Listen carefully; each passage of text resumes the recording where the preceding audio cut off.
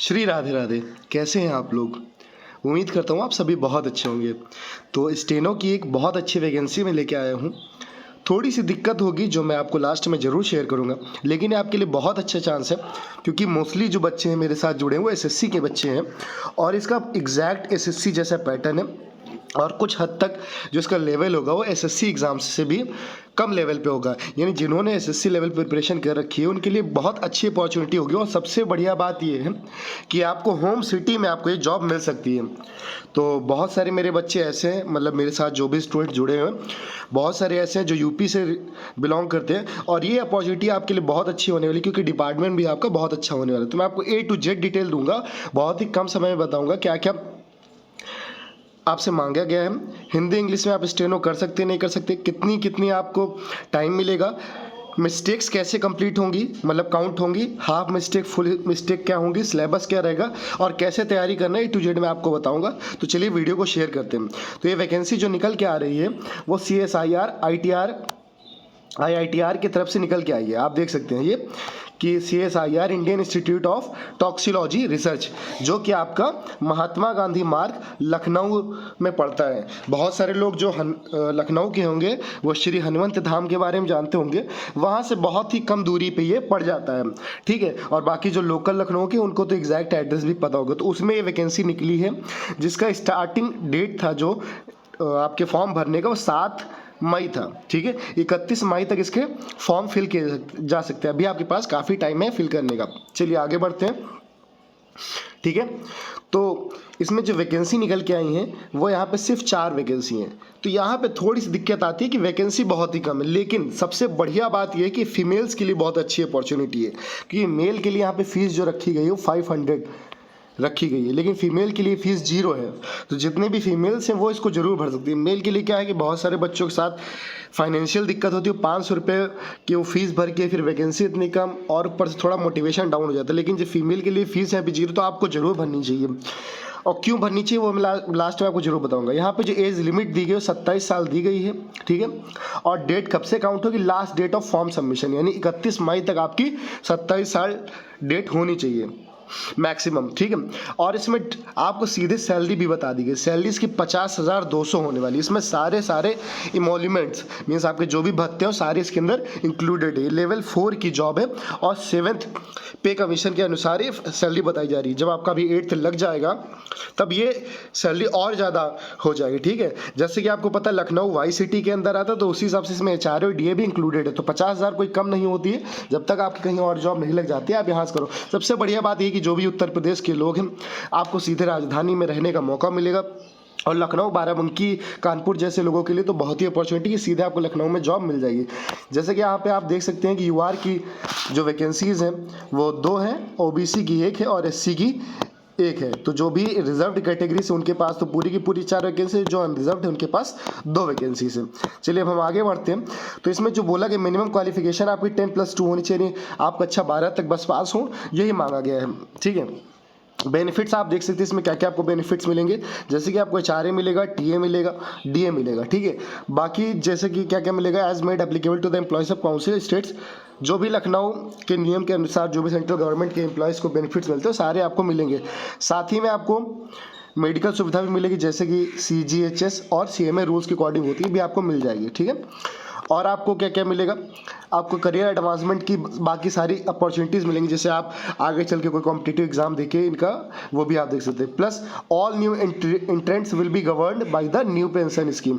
जो भी लोग इसके अंदर आएंगे वो NPS के द्वारा उनको NPS यानी पेंशन मिलेगी, ठीक है। एज लिमिट जैसा कि मैंने आपको बता दिया गया, मिनिमम आपकी 18 होनी चाहिए, 27 तारीख इस डेट तक हो जानी चाहिए। तो आपकी जो भी इन चीज़ों के लिए क्रूशियल डेट है, SC ST OBC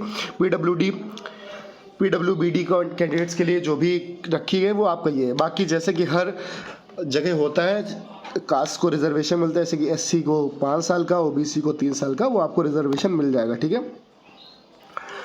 और बाकी जैसे कि कोई विधवा यानी विडोज हो गई, डाइवोर्स वुमेन हो गई, या फिर जिनको कोर्ट में जिनको मतलब अलग किया गया है, ऐसे सारे लोगों को 35 साल तक छूट है, ठीक है। और SC ST को 40 साल तक। तो ये सब चीज़ें तो आपको सारी पता ही, ये सब बताने की कोई जरूरत नहीं। चलिए आगे हम बढ़ते हैं। एग्जामिनेशन कैसा होगा? सबसे बढ़िया चीज़ है 2 घंटे का आपका एग्जामिनेशन होगा, ठीक है। और 200 क्वेश्चंस होंगे, ठीक है। 200 क्वेश्चन 2 घंटे एग्जाम होगा, OMR बेस्ड होगा, हिंदी इंग्लिश दोनों में आपको क्वेश्चन मिल जाएंगे। सिर्फ एक पेपर होगा, बस वही आपका डिसाइड करेगा, जिसमें आपके रीजनिंग के 50 क्वेश्चन होंगे 50 मार्क्स के, 0.5 इसकी नेगेटिव डिडक्शन यानी 1/4 की होगी, ठीक है। जनरल अवेयरनेस 50 क्वेश्चन 50 मार्क्स से, इंग्लिश के 100 क्वेश्चन 100 मार्क्स से। इसको कैसे प्रिपेयर करना है वो मैं जरूर बताऊंगा आपको। आप वीडियो के नीचे कमेंट भी कर सकते हैं, तो मैं आपको मोस्ट इंपॉर्टेंट क्वेश्चन करा सकता हूँ प्रीवियस ईयर बेस्ड में कि क्या इसमें पूछे गए इन सब सब्जेक्ट से, ठीक है। अब बात करते हैं आपके स्टेनो कैसे। तो आपको 10 मिनट ट्रांसक्रिप्ट, आपको 10 मिनट का डिक्टेशन बोलना जाएगा, इंग्लिश हिंदी दोनों के लिए, जो भी आपने ऑप्ट किया होगा। तो आपको 10 मिनट का डिक्टेशन बोला जाएगा, और स्पीड क्या रहेगी 80 WPM, दोनों के लिए यहाँ पे लिखा गया, इंग्लिश एंड हिंदी दोनों के लिए 80 WPM दिया गया है, ठीक है। ये बात आप ध्यान रखिएगा।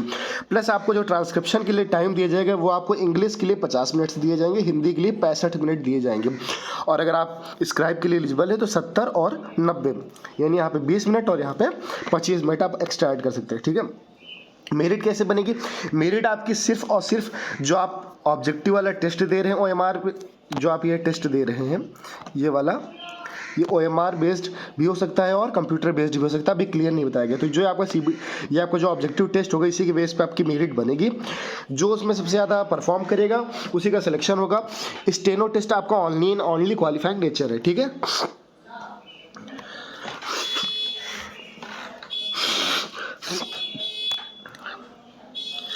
सॉरी, थोड़ा सर्दी जुकाम मुझे काफ़ी दिनों से है।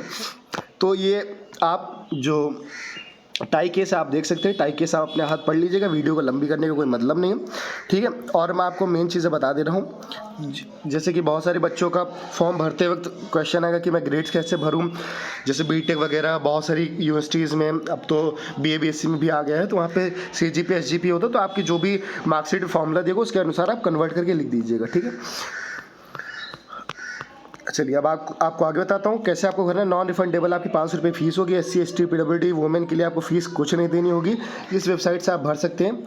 अगर आपको फॉर्म भरने में कोई दिक्कत है कि बताइएगा, मैं फॉर्म भरना सिखा दूंगा। ये आपकी फ़ोटो अपलोड करने का ये आपका वो हो गया रिक्वायरमेंट, ठीक है। अब मेन चीज़ पे चलते हैं जो आपको और बतानी मुझे, ठीक है। ये आपके सर्टिफिकेट्स हो गए जो आपको करने हैं। अब मैं आपको बताता हूँ कि आपकी मिस्टेक्स कैसे काउंट होंगी, ठीक है। थोड़ी सी वीडियो लंबी हो जाएगी तो आप ट्रिक्स पे भी देख सकते हैं।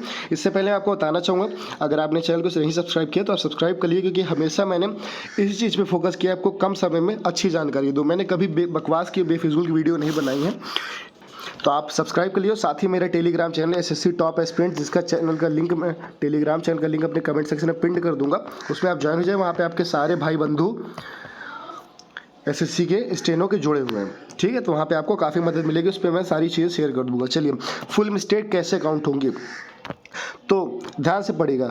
For every omission of a word or figure in case of group of words is omitted, mark as many mistakes as the actual number of words omitted.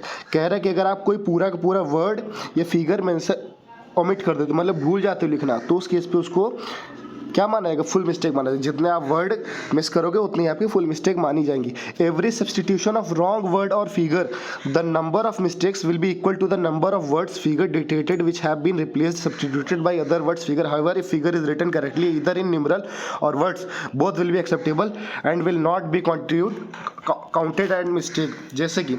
जैसे कि कोई वर्ड लिखा था, जैसे कोई लिखा था आउल, ठीक है, ये आपका वर्ड था, इसकी जगह पे आपने लिख दिया आउल, ये लिख दिया, तो ये क्या होगा? ये सब्सटीट्यूट हो गया। मतलब 3 वर्ड का तो 3 वर्ड था, लेकिन ये क्या था? वर्ड पूरा का पूरा तो आपने नहीं गायब किया, लेकिन इसमें से एक लेटर आपका मिस हो गया है ना, गलत हो गया, सब्सटीट्यूशन, रॉन्ग सब्सटीट्यूशन हो गया, तो इस जगह पे भी आपकी एक फुल मिस्टेक काउंट होगी, ठीक है। ये बात क्लियर हो गई? चलिए आगे बताता हूँ। फिर क्या है? Every addition of a word or figure or a group of words or figure not occurring in dictated passage। जैसे कि मैंने भी बताया कि कोई भी वर्ड जो आपका नहीं दे, जैसे बहुत बार आप क्या करते हैं, जल्दी लिख रहे होते हैं, तो इन द, जैसे आपको लिखना था इन द कोट लिखना था, ठीक है, इन द कोट लिखना था आपको, लेकिन जल्दी की वजह से क्या हुआ, आप इन द 2 बार लिख दिए, ठीक है। तो ये आपने क्या किया, एडिशनल वर्ड इसमें डाल दिए जो कि पैसेज में नहीं था, मतलब द एक ही बार था, तो उस केस में भी आपकी double mistake, full mistake count होगी। हाफ मिस्टेक के बारे में बात करें, wrong spelling including transposition of letters in a word and also omission of a letter or letters from a word, misspelling of proper noun and familiar nouns ignored. तो ये आपका wrong spelling के लिए count होगा। कोई अगर आप using singular ये प्लूरल नाउन कर देते हैं, जैसे सिंगुलर का आपने प्लूरल लिख दिया, प्लूरल को सिग्नल कर दिया, तो उसमें भी आपका हाफ मिस्टेक काउंट होगा। स्मॉल लेटर से अगर आप कोई जैसे भी जनरली कोई लेटर शुरू होता है द से शुरू होता है पैसेज में, सेंटेंस में अगर आपने स्मॉल से वो शुरू कर दिया, मतलब कैपिटल से शुरू होता है, अगर आपको स्मॉल में कर रहे हो तो उसमें आपकी हाफ इसमें काउंट होगी। ठीक, more than one error in a single word, all the error are counted but the total mistake counted in a single word should not exceed one full mistake. ठीक है, कहने का मतलब है कि अगर कोई सिंगल वर्ड में एक से ज़्यादा एरर होती हैं तब क्या होगा, all the errors are counted, तब सारी एरर काउंट होंगी, but the total mistakes counted in a single word should not exceed one full mistake. कह रहा है कि जैसे कि अगर एक वर्ड में आपकी कई सारी मिस्टेक हो रही हैं तो उस केस में क्या होगा, उन सारी मिस्टेक को काउंट किया जाएगा, लेकिन क्या होना चाहिए कि वो जो मिस्टेक्स हैं वो पूरी एक मिस्टेक्स एक फुल मिस्टेक से ज़्यादा नहीं होनी चाहिए। आप ये बार बार पढ़ोगे तो आपको समझ में आ जाएगा, जैसे कि ये देखो एग्जाम्पल भी दिया, तो ऐसे वीडियो काफ़ी लंबी हो जाएगी, आप समझ सकते हैं सारी चीज़ें। तो ये आपका रूल दिया कि कैसे आपका काउंट होगा, जैसे आपके फुल मिस्टेक्स हाफ मिस्टेक्स, इसको आप 2 से डिवाइड करोगे और 100 से गुणा कर दोगे, फिर आप नंबर ऑफ वर्ड जितने थे पैसेज में करके आप उसका निकाल लोगे। ठीक है, ये रहा कुछ आपका सीन, ये आपके सर्टिफिकेट्स दिए गए इसी वीडियो में, सारे ये पीडीएफ में शेयर कर दोगे। तो आपको वीडियो कैसी लगी बताइएगा, आपकी कोई भी डाउट रह जाए तो वीडियो के नीचे कमेंट करिएगा। अगर आप चाहते हैं कि मैं इसका प्रीवियस ईयर एक बार यूट्यूब पे करवा दूँ तो आप कमेंट सेक्शन में लिख दीजिएगा प्रीवियस ईयर। बाकी आप किस चीज़ की प्रिपरेशन करें वो जरूर बताइएगा, चैनल को जरूर सब्सक्राइब कर लीजिएगा, टेलीग्राम चैनल को ज्वाइन कर लीजिएगा। चलिए, आप सभी को बहुत बहुत शुभकामनाएं कि आप जल्दी से ग्रो करें, एंड श्री राधे राधे।